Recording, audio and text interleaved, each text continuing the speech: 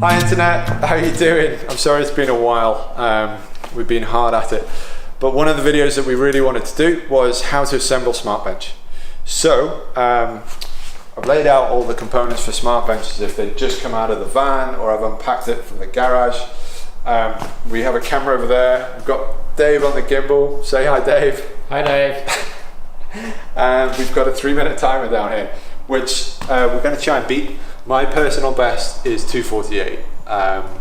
So I'll be interested to see how I do with the whole camera pressure thing.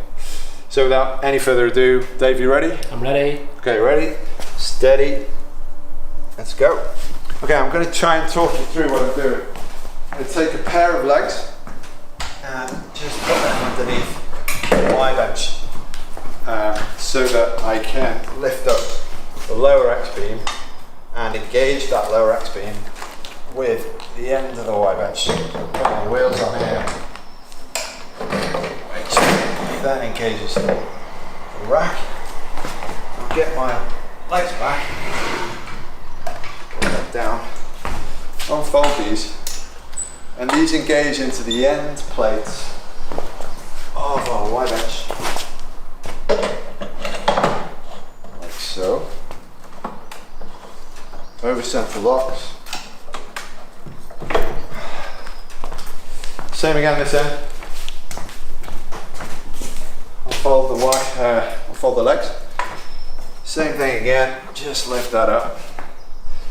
Slot those in to our Y end plates. Nice locks. Okay. This is the upper X beam. So we're going to lift this up,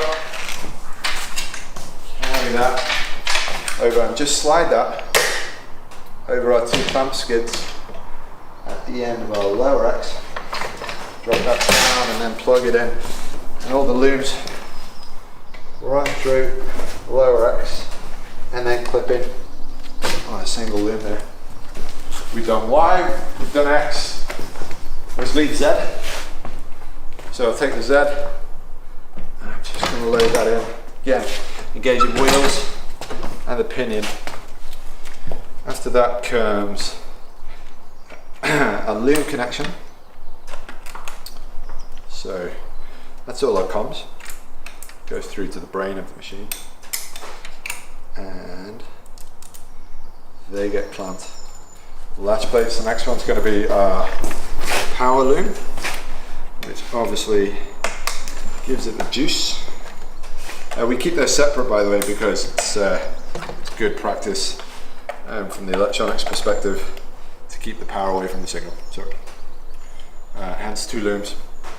We're just going to lock that in place as well with the thumb screws. Which leaves one final thing, which is the console, which is down here.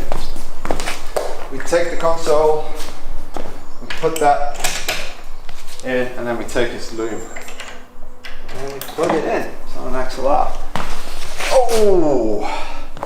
I saw 9 on that. That means 251. Maybe it was because I was talking. I'm going to put it down to talking. That is a very, very brief tour as to the fundamental components of SmartBench. We'll talk about things like work holding and that in more videos to come. So I hope that's been informative. Watch this space. We'll try and get on to making more videos as soon as possible. In the meantime, take it easy and yeah, see you soon. Leave your comments below. Thanks. Bye.